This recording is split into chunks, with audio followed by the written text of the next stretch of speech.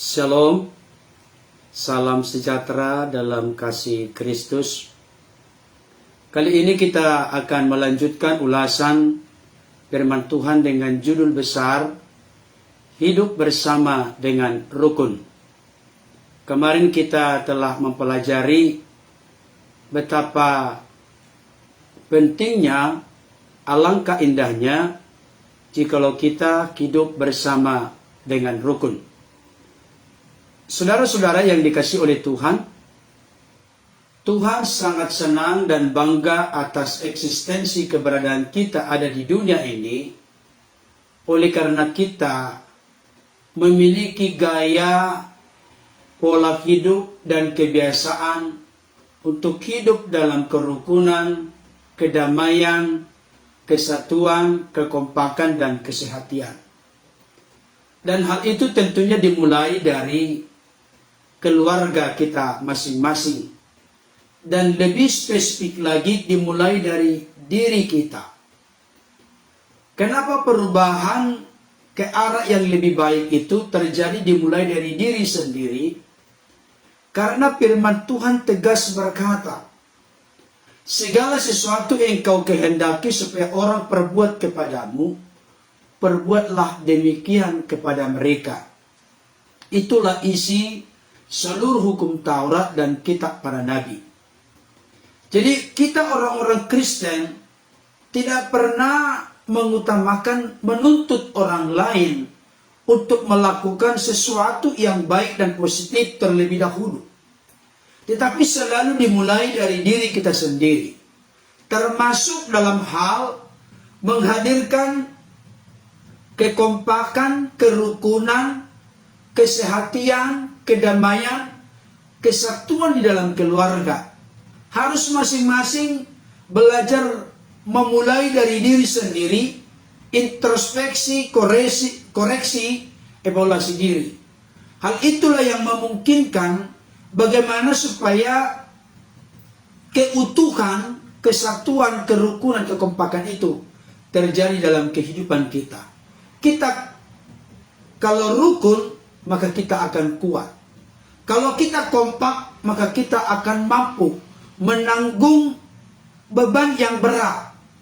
Sebagai contoh Bapak Ibu Saudara, kalau satu orang itu memiliki kemampuan hanya mengangkat 50 kg beban, tapi kalau ada di antara anggota keluarga itu kekompakan dan kesehatan, misalnya keluarga itu terdiri dari 5 anggota keluarga, maka 50 kali 5 jadi 250 kg bisa dipikul, bisa ditanggung, bisa dihadapi oleh keluarga itu. Itu sebabnya saya ingatkan kemarin kepada kita, saudara dikasihi Tuhan, iblis itu datang untuk memecah belah, untuk memperandakan tubuh Kristus, gereja Tuhan, orang-orang percaya, termasuk dimulai dari keluarga kecil kita, suami, istri, anak. Itu sebabnya saya tekankan saat ini menurut firman Tuhan, bagaimana kebenaran Alkitab berkata, sungguh alangkah baiknya dan alangkah indahnya jikalau saudara dan saya hidup bersama dengan rukun. Dan ini juga yang merupakan doa Yesus sebelum berpisah dengan murid-muridnya, sebelum ditangkap, disidang, diadili, nanti diputuskan untuk disalib. Yesus di Taman Getsemani berdoa sungguh-sungguh. Bahkan meminta satu doa yang sangat luar biasa. Di dalam Yohanes 17. Supaya mereka semua menjadi satu. Sama seperti engkau dan aku ya Bapa satu. Demikian juga mereka bersatu dengan kita. Supaya Bapa dimuliakan dalam segenap kehidupan manusia, khususnya orang-orang yang percaya. Itu kerinduan, itu harapan, itu doa Yesus selama 3,5 tahun pelayanannya di dunia ini.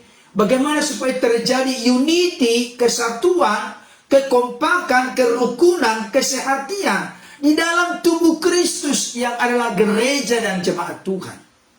Saya ulangi kembali, itu dimulai dari keluarga kita. Kemarin kita telah belajar tentang gambaran hidup rukun. Yang pertama seperti minyak. Dan saya sudah tegaskan, pengertian minyak di sini bukan minyak jelantah, tapi minyak wangi yang berharga, yang menggambarkan kesukaan. Ketika di dalam sebuah keluarga ada unity, ada kerukunan, ada kesatuan, ada kekompakan, maka kesukaan surgalah yang akan turun dalam keluarga itu. Dan jangan lupa, sukacita karena Tuhan itulah kekuatan, itulah perlindungan. Jadi kalau ada orang-orang Kristen, keluarganya tidak rukun, maka keluarga itu menjadi keluarga yang rapuh. Keluarga itu keluarga yang seperti kota yang tidak lagi ada bentengnya, sehingga sangat mudah dimasuki oleh musuh dan dikuasai, dikalahkan oleh musuh. Jangan sampai hilang sukacita dalam keluarga kita. Makanya Rasul Paulus berkata, bersukacitalah senantiasa dalam Tuhan. Sekali lagi kukatakan, bersukacitalah. Apapun situasi, kondisi, keadaan yang sedang melilit, menimpa, menekan, menindih hidup kita saat ini, saya mau katakan, jangan sampai kehilangan sukacita. Dan salah satu kunci sukacita dalam keluarga adalah ketika keluarga itu kompak, sepakat, rukun, sehati dalam mengarungi kehidupan keluarga, maka mereka akan keluar sebagai pemenang dalam menghadapi segala perkara dalam hidupnya. Yang kedua, seperti minyak wangi berharga, menggambarkan tentang keharuman, harum. Jadi keharuman ini terkait dengan bagaimana kita menjadi kesaksian, contoh, inspirasi dan teladan bagi orang-orang di sekitar kita. Lewat kehidupan kita, kemarin saya sudah tegaskan, aku dan seisi keluargaku hadir untuk mempermuliakan nama Tuhan, bukan untuk mempermalukan nama Tuhan. Mari keluarga kita hadir bukan untuk mempermalukan nama Tuhan, tetapi mempermuliakan nama Tuhan. Bagaimana cara kita mempermuliakan nama Tuhan? Yesus berkata dalam khotbah di bukit, biarlah terangmu bercahaya supaya melalui perbuatanmu nama Bapa di sorga dimuliakan. Saudaraku dikasih Tuhan, yang ketiga, gambaran hidup rukun itu yang digambarkan dengan seperti minyak wangi berharga, menunjuk, mengarah kepada sesuatu yang menyucikan, menguduskan. Harun itu ditakbiskan menjadi imam besar, maka dia jadi berbeda dari bangsa Israel karena dia dipisahkan dari bangsa Israel dan dikhususkan untuk dipakai dengan tugas, maksud dan tujuan sasaran tertentu, yakni sebagai imam besar. Saya kasih contoh untuk memudahkan kita mengerti hal ini. Saudara dikasih Tuhan, ada satu peristiwa yang sangat viral di Indonesia akhir-akhir ini. Itu terkait dengan kematian dari saudara kita Brigadir Joshua Huta Barat, yang kita sudah tahu bersama, ternyata itu terjadi oleh karena pembunuhan berencana. Pasal yang diterapkan adalah 340, 338, 55, 56. Saudara dikasih Tuhan, dan yang melakukannya adalah hal yang membuat kita miris, yaitu Irjen Verdi Sambo. Apa kaitannya dengan ulasan kita ini? Saya kasih tahu. Irjen Verdi Sambo sebagai kepala divisi Propam Polri saat itu, dia memiliki otoritas karena dia telah disahkan dengan keputusan Presiden untuk menjadi kepala divisi Propam Polri. Dia menjadi berbeda dengan kita karena ada status, tugas, jabatan yang dimiliki. Tapi ketika sudah dicopot kepala divisi Propam Polri, maka dia menjadi pribadi yang tidak berbeda dengan kita, sama dengan kita. Kalau konteks kekristenan sering menyebutkan itu seperti saya sebagai pendeta. Ada sinodal atau sinode yang mentakbiskan saya sehingga saya dipisahkan Bukan berarti bermusuhan, maksudnya dipisahkan dari jemaat dan dikhususkan untuk memiliki status jabatan sebagai seorang pendeta. Jadi artinya pengurapan itu di mana minyak dituangkan ke kepalanya dalam konteks perjanjian lama, yang mana ada 3 yang diurapi di perjanjian lama: imam, nabi, raja. Mereka dipisahkan dari umat dan ditugaskan untuk tugas khusus memegang tanggung jawab yang dipercayakan oleh Allah demi kebaikan dari umatnya. Artinya saudaraku, jadi kalau minyak itu dicurahkan, ada minyak itu terkait dengan sesuatu yang menyucikan, menguduskan, menyempurnakan dalam diri kita. Itu sebabnya Bapak Ibu Saudara, kalau ada kerukunan, kenapa dikaitkan kerukunan dengan sesuatu yang menyucikan? Ya memang, perbedaan dari sifat watak karakter dalam keluarga kita akan semakin membuat kita makin halus. Kemarin saya contohkan seperti pohon yang berdempetan 2 pohon.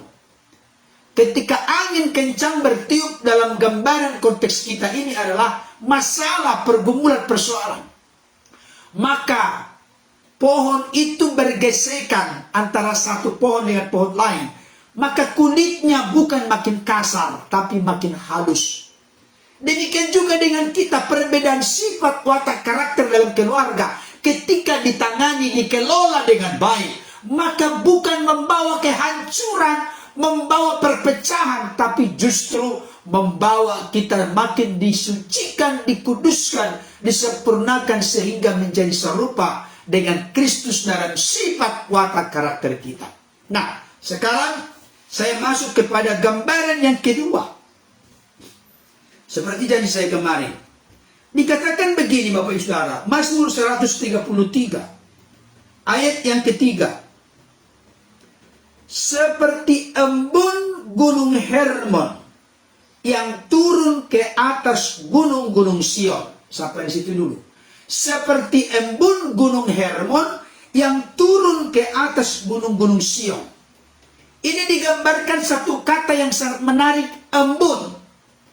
Saudaraku dikasihi Tuhan, coba kita berpikir sejenak, menghayati sejenak. Ketika kita berbicara atau mengucapkan kata embun, apa yang ada dalam hati dan pikiran kita? Saya yakin tidak ada yang berpikiran marah, emosi, kesal, kecewa. Tidak ada. Kenapa? Karena embun itu menggambarkan kesejukan dan kesegaran. Benar gak? Embun itu menggambarkan sesuatu yang sejuk, sesuatu yang segar. Perhatikan baik Bapak Ibu Saudara. Kalau keluarga kita hidup rukun, Mazmur 133 ayat 3. Kalau keluarga kita hidup rukun, maka di sana ada kesejukan, ada kesegaran, pengertiannya, ada semangat, ada sukacita. Bukan kelesuan, keputusasaan, kekecewaan, tawar hati. Bukan Bapak Ibu Saudara. Kehadiran kita membawa kesejukan dan kesegaran kepada orang-orang lain di sekitar kita. Bukan juga keresahan, keributan, ketegangan, kekacauan, pertengkaran, dan permusuhan. Saudara dikasihi Tuhan, kita harus datang sebagai air, bukan sebagai api. Perhatikan baik, salah satu masalah serius dalam kehidupan kekristenan, ada persoalan dalam keluarga. Tapi kita hadir bukan sebagai air, kita hadir sebagai api. Bayangkan, coba kalau kita membakar sesuatu, ya ada sesuatu yang kalau ada sesuatu yang terbakar, maka kalau kita hadir membawa bensin, maka api itu bukan makin padam, api itu makin membesar.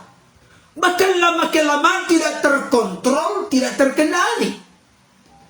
Karena kita bawa adalah bagaimana menyuburkan, membesarkan api itu.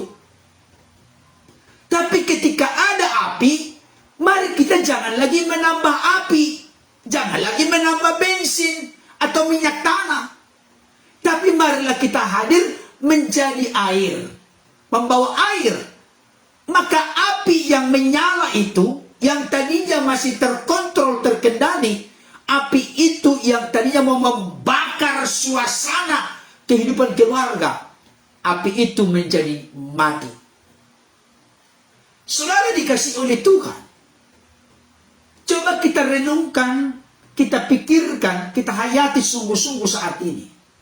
Kehadiran kita di tengah-tengah keluarga, apakah sebagai suami, sebagai istri, sebagai anak, apakah kita hadir sebagai air yang membawa kesejukan, kesegaran, sebagai embun yang membawa kesejukan, kesegaran, atau justru sebagai api atau minyak tanah, bensin yang makin memompa, menggalakkan, mengobarkan, membesarkan masalah itu.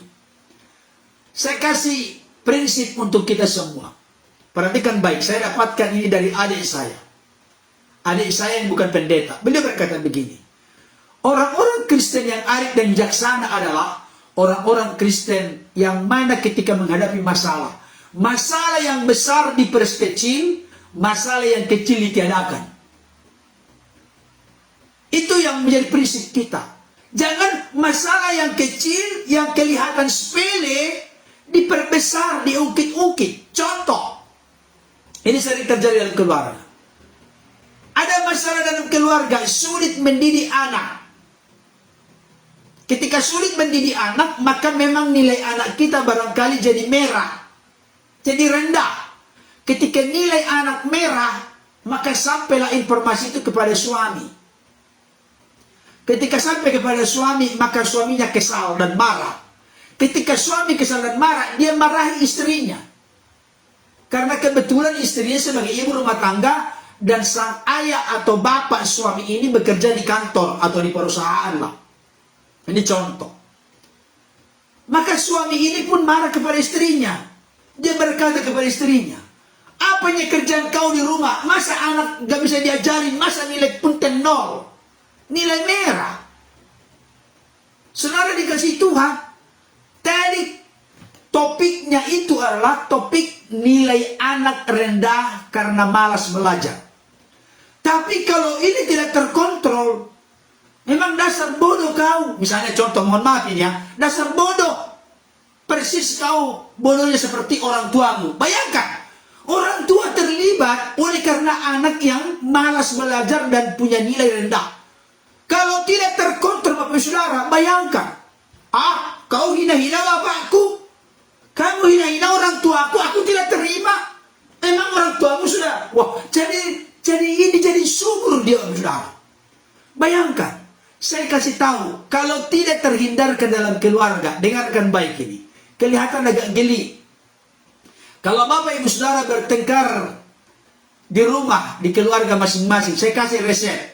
Yang pertama, sebelum bertengkar berdoa dulu. Saya ulangi, sebelum bertengkar berdoa dulu. Berdoa dengan sepakat dan sehati. Saya yakin kalau sudah berdoa nggak jadi lagi bertengkar. Masa didoakan Tuhan berikanlah kami kekuatan untuk bertengkar, nggak ada lagi. Yang kedua, rumusnya yang kedua, kalau yang pertama tidak lolos, yang kedua, bertengkarlah atau ributlah sesuai dengan judul. Makanya kalau nanti suami istri mau ada ribut nanti, papi, mami, kita konsisten, komitmen ya. Kalau kita ada kesalahpahaman, kita buat topiknya. Jangan lari dari topik.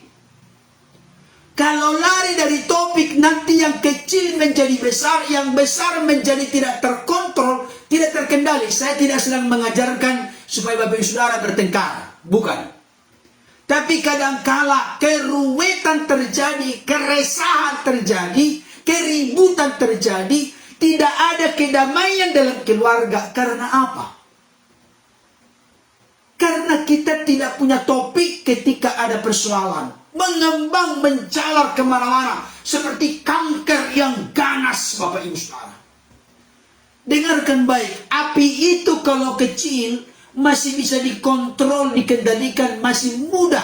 Barangkali kalau api puntung rokok misalnya, itu membakar ilalang di pinggir jalan. Kalau masih kecil, itu masih mudah dipadamkan, masih mudah dimatikan. Tapi kalau kita biarkan, apalagi nanti angin berhembus, tahu nggak dalam konteks angin berhembus, iblis mengipas-ngipas, maka itu akan menjadi bola liar yang akan membuat kerusakan, kehancuran dalam keluarga, sehingga tidak ada lagi damai. Saudara dikasih Tuhan, kalau ada di keluarga kita kegersangan, ada di keluarga kita keresahan, ada di keluarga kita keributan, ketegangan, kekacauan, pertengkaran, permusuhan, saya mau kasih tahu, hadirlah di antara anggota keluarga itu sebagai embun yang membawa kesejukan dan kesegaran, sebagai air yang memadamkan permusuhan, pertengkaran, sehingga tetap terjaga dan terawat unity, kerukunan, kekompakan, dan kesehatan dalam keluarga kita. Saudara dikasih Tuhan, saya teringat dengan khotbah Yesus di bukit dalam ungkapan bahagia yang sangat terkenal. Perhatikan baik. Berbahagialah orang yang membawa damai, karena mereka disebut anak-anak Allah. Saya ulangi kembali. Berbahagialah mereka yang membawa damai, karena mereka akan disebut sebagai anak-anak Allah. Dari ayat ini saya mengambil satu kalimat yang kontradiksi yang harus dihindari oleh orang-orang Kristen. Bersedih dan berdukalah orang yang membawa pertengkaran, perselisihan, permusuhan, sebab mereka akan disebut anak-anak. Tolong titik-titik. Yesus berkata, berbahagialah orang yang membawa damai, karena mereka akan disebut sebagai anak-anak Allah. Dari ayat ini saya buat hal yang berlawanan, kontradiksi. Bersedih dan berduka citalah orang yang membawa perselisihan, pertengkaran, keresahan, permusuhan, karena mereka akan disebut sebagai anak-anak. Ada yang berani menjawab di live chat? Anak-anak apa? Saya tidak lanjutkan karena saya tidak tega. Tapi saya percaya, Bapak Ibu Saudara, dengarkan baik. Kita orang percaya tidak hanya disebut cinta damai, suka damai, tokonya dibuat toko damai, jalan rumahnya jalan damai, toko bukunya toko damai, bahkan mungkin gerejanya gereja damai sejahtera. Nama-nama yang dilekatkan itu tidak menjamin orang itu dipenuhi dengan damai. Saudara dikasih Tuhan, kita dikatakan bukan hanya cinta damai, suka damai, tapi membawa damai. Kalau yang namanya membawa damai berarti ada dampak, ada pengaruh yang mengarahkan keluarga itu kepada kedamaian. Saudara dikasih Tuhan, mari saat ini kita sadari hal ini. Saya mau mengatakan kepada kita ada tiga macam tipe orang di dunia ini. Saya mau ngecek, mari kita sadar bersama. Kita di kelompok mana? Ada tiga tipe manusia di dunia ini. Yang pertama, Bapak Ibu Saudara nanti masuk yang mana? Tipe manusia yang pertama adalah orang yang tidak diharapkan kehadirannya. Apakah Bapak Ibu Saudara termasuk golongan itu? Tidak diharapkan kehadirannya. Kenapa? Kalau orang ini hadir selalu membawa perselisihan, percekcokan, kesalahpahaman, permasalahan. Saya mau kasih tahu, orang seperti ini tidak akan pernah bisa menjadi berkat. Ketika dia hadir ada keresahan, ketika dia hadir ada percekcokan, ada permasalahan yang muncul. Adakah kita menjadi orang jenis itu? Tidak diharapkan kehadirannya. Kalau orang Batak bilang di arisan, waduh, Sotung Roma yang matai, kalau nabay susah lo ita, mabay ribu ita. Bahasa Indonesia. Jangan sampai datang orang itu nanti bikin susah, bikin sulit, bikin sukar, bikin masalah nanti itu. Hola namang kecuri bukan Joni. Hanya merongrong, merusak, memecah belah saja kerjaan kawan itu. Gak pernah memikirkan bagaimana supaya suasana damai, kompak, sepakat, rukun damai. Gak pernah. Dia hadir hanya untuk membawa keresahan. Itu tipe yang pertama. Tipe yang kedua, orang yang hadir tidak punya pengaruh apa-apa. Tidak hadir pun tidak punya pengaruh apa-apa. Ini ngeri Bapak Ibu Saudara. Dia hadir, gak ada dampaknya, gak ada pengaruhnya. Tidak hadir pun gak ditanyai. Ngeri orang seperti ini. Bapak Ibu Saudara termasuk golongan yang kedua. Hadir di keluarga, tidak disapa, tidak disambut, tidak ada pengaruhnya, tidak ada dampaknya, tidak hadir pun gak ditanyai. Saudara dikasih Tuhan. Terus terang dalam keluarga, saya sebagai hamba Tuhan, pelayan Tuhan yang belum sempurna, masih terus disempurnakan. Saya ini memang cukup disiplin dan tegas kepada anak saya, khususnya yang si Ucok, Samuel Sanjaya. Saya selalu mengingatkan beliau di rumah, nak, jangan banyak main handphone. Pertama, utamakan berdoa, baca firman, selain dari bersama. Tapi kedua, mari tingkatkan belajarmu. Jangan hanya main game, main game. Itu merongrong, merusak. Itu tidak membuat masa depanmu baik. Bapak Ibu Saudara, karena saya sering menegur beliau, mengingatkan, berulang-ulang kan kita ingatkan anak kita. Supaya jangan sampai terikat, diperhamba, diperbudak oleh handphone. Iya toh? Iya kan? Begitu kita semua karena kita mencintai, mengasihi anak kita. Dalam sebuah kesempatan saya pergi, ada pertemuan hamba-hamba Tuhan, semacam persekutuan. Dan waktu itu ada 3 hari 2 malam. Ketika saya pergi Bapak Ibu Saudara, saya dapat informasi. Bertempik soraklah ini si Ucok Samuel Sanjaya Nababan, putra saya. Hore, papi pergi, gak ada lagi yang melarang, katanya. Bapak Ibu Saudara, dia senang saya pergi.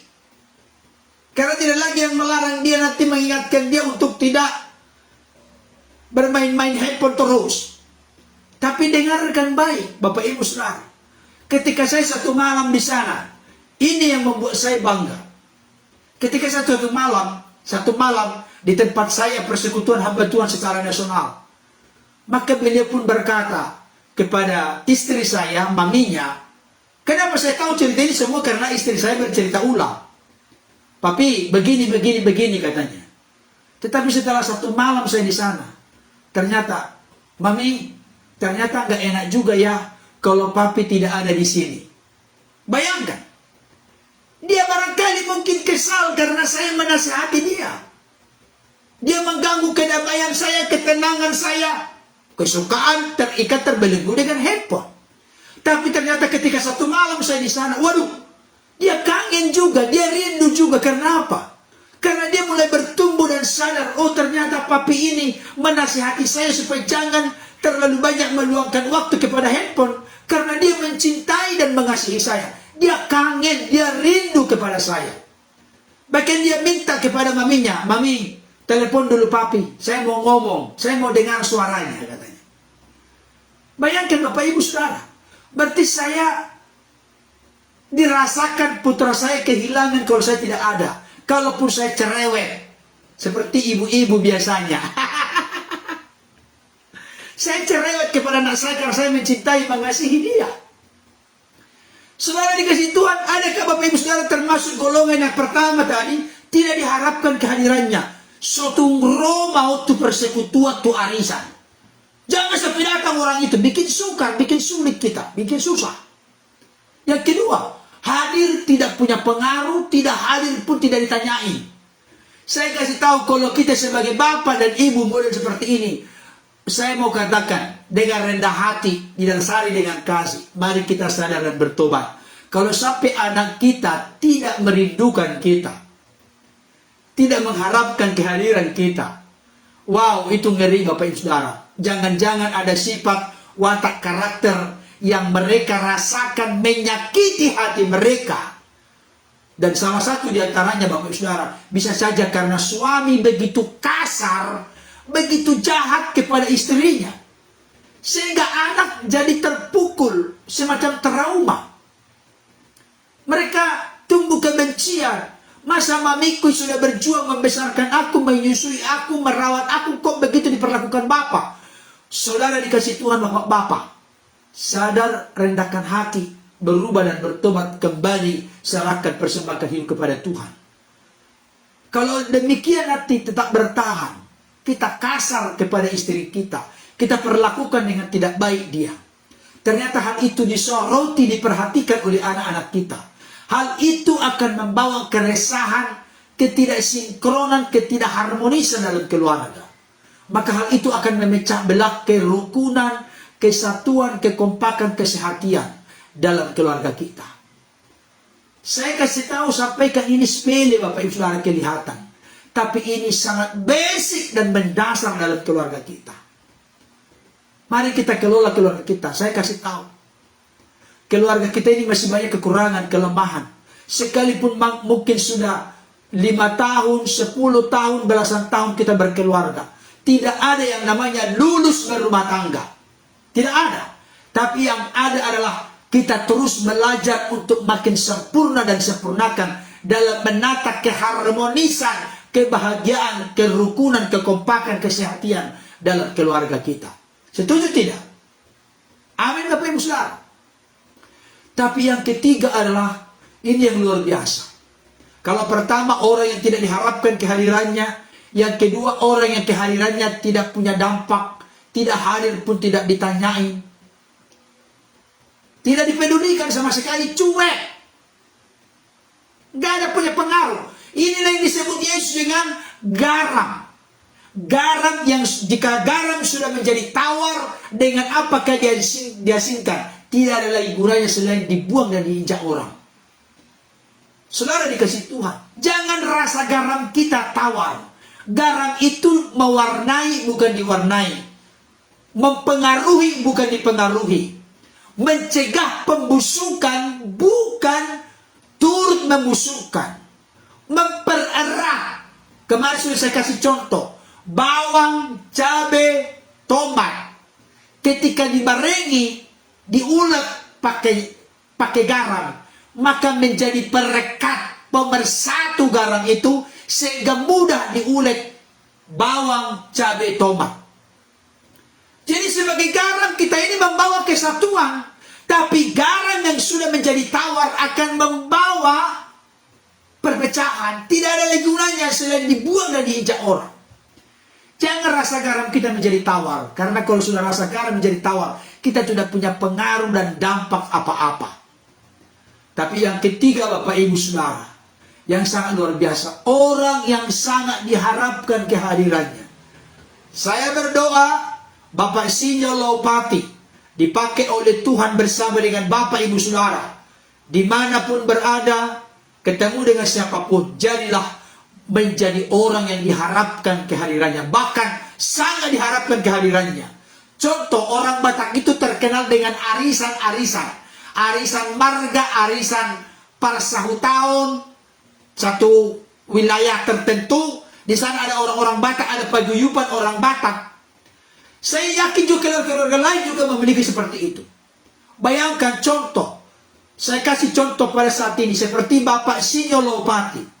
Ketika beliau tidak datang di dalam komunitas keluarga besar, wow, kenapa gak datang Bapak itu? Aduh, sayang banget. Ketika dia datang, dia selalu menyampaikan kata-kata mutiara yang meneguhkan, menguatkan, membawa kehangatan, membawa kesemangat yang berkobar dalam keluarga kita ini. Kalau dia tidak datang, kita sial, kita rugi. Wow, kalau orang seperti itu menjadi gaya hidup kita, maka hidup kita secara efektif, efisien, optimal, maksimal menjadi berkat yang bermanfaat, memiliki dampak dan pengaruh positif di mana Tuhan tempatkan kita berada.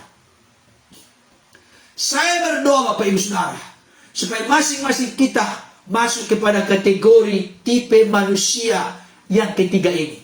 Selalu diharapkan kehadirannya. Orang merasa kehilangan. Inilah kenapa terjadi tangis yang sangat mendalam ketika pasangannya terlebih dahulu dipanggil oleh Tuhan.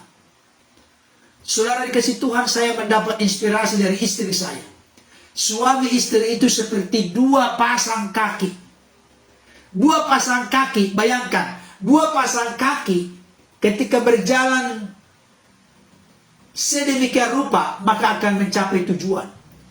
Tapi ketika satu kaki itu hilang, maka tidak sempurna jalannya. Itulah gambaran antara suami dengan istri. Makanya ketika ada yang lebih duluan dipanggil oleh Tuhan, betapa sedih hatinya, betapa duka yang mendalam. Tapi kalau sampai nanti di antara kita ini sudah sangat aneh bin ajaib. Ada pasangan kita duluan dipanggil, apalagi bapak-bapak. Halo bapak-bapak. Si Kak Manyan hijau Tuhan ini tahun asa si kapal mengoni. Pak Sinyolopati nggak tahu artinya. Bahasa Indonesia. Cepatlah kau dipanggil Tuhan supaya aku bisa menikah lagi. Berarti dia tidak suka dengan istrinya. Barangkali karena keegoisan bapak. Barangkali karena kelakuan istrinya.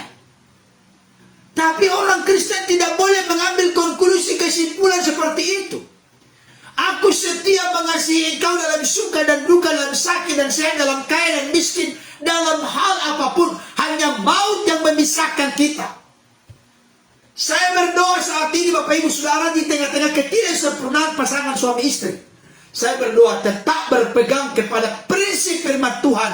Hanya maut yang memisahkan. Jalanilah keluarga itu, pasangan suami istri, di dalam kekuatan kuasa Tuhan, dalam tuntunan dan pimpinan Tuhan.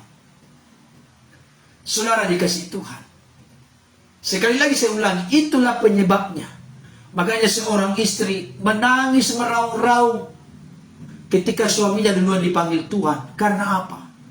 Karena sudah merasakan bahwa istri sangat membutuhkan suami. Demikian juga sebaliknya suami. Ketika duluan istrinya dipanggil oleh Tuhan, maka dia pun menangis. Saudara yang dikasih Tuhan. Tapi jangan sampai ada suami yang senyum dan tertawa terbahak-bahak kalaupun dalam hati ketika suaminya dipanggil Tuhan. Saya tidak sedang berbicara supaya kita dipanggil Tuhan, bukan. Saya berdoa Bapak Ibu Saudara, baik itu bapak maupun ibu, dikaruniakan Tuhan kekuatan, kesehatan, panjang umur, tapi keharmonisan, kerukunan, kekompakan, kesehatian, dalam suka dan duka, berjuang bersama. Percayalah, di dalam kesepakatan ada hal-hal yang dahsyat, luar biasa Tuhan kerjakan dalam kehidupan kita. Saya teringat dengan inspirasi dari 4 orang yang menggotong orang lumpuh. Tidak tahu berapa lama orang itu lumpuh Bapak Ibu Saudara. Tapi 4 orang yang menggotong orang lumpuh ini, saya mau kasih tahu, inilah gambaran tipe manusia yang ketiga. Orang itu sangat diharapkan kehadirannya, dukungan, supportnya untuk mengusung orang lumpuh itu persis diletakkan di hadapan Yesus. Berarti orang lumpuh ini merasakan bahwa keempat orang, apakah itu keluarga, apakah itu sahabat atau temannya, nggak diberitahukan dalam Alkitab. Kenapa nggak diberitahukan? Supaya kita berperan, apakah sebagai keluarga, apakah sebagai teman atau sahabat, berfungsi berperan seperti keempat orang yang menggotong orang lumpuh ini ke hadapan Yesus. Jadi keempat orang ini sangat diharapkan oleh orang lumpuh ini. Mari kita hadir menjadi berkat seperti 4 orang ini yang mengusung orang lumpuh ini. Sekalipun ada tantangan-rintangan di depan rumah, mereka membuka pintu, membuka atap rumah itu, dan menurunkan orang lumpuh itu dengan sangat hati-hati persis di hadapan Yesus. Ada perjuangan, ada kekompakan, ada kerukunan, ada kesehatian, sehingga mereka akhirnya berhasil membawa orang lumpuh ini persis di hadapan Yesus diletakkan, dan Yesus pun menyembuhkan orang lumpuh ini sehingga pulih total. Hidup mereka keempat orang ini bermanfaat bagi sesama. Bagaimana dengan saudara dan saya? Apakah kita hadir membawa kesejukan, membawa kesegaran kepada orang-orang di mana kita berada? Jangan-jangan kita hadir melalui tutur kata kita, melalui raut wajah kita, melalui perkataan kita, melalui perbuatan kita, menjadi batu sandungan yang membawa keresahan, kekesalan, kemarahan, emosi kepada anak-anak kita, kepada istri kita, kepada suami kita. Apakah demikian? Jangan, Bapak Ibu Saudara. Hadirlah membawa kesejukan. Hadirlah membawa, Bapak Ibu Saudara, kesegaran di mana kita berada. Jadilah berkat di mana kita berada. Puji Tuhan, sudah cukup lama Bapak Ibu Saudara. Besok kita akan belajar tentang musuh kerukunan, upah dari hidup rukun. Ini menarik Bapak Ibu Saudara. Kalau yang berbicara tentang upah, ini orang menarik. Tapi sebelum upah, kan saya sudah bahas dulu betapa pentingnya kita hidup dalam kerukunan. Bahkan gambaran hidup kerukunan itu sudah kita paparkan dengan lebar, luas, dan mendalam. Nantikan, to be continue berikutnya, apa itu musuh dari kerukunan, apa upah dari kerukunan, dan apa kunci supaya tetap kita hidup rukun.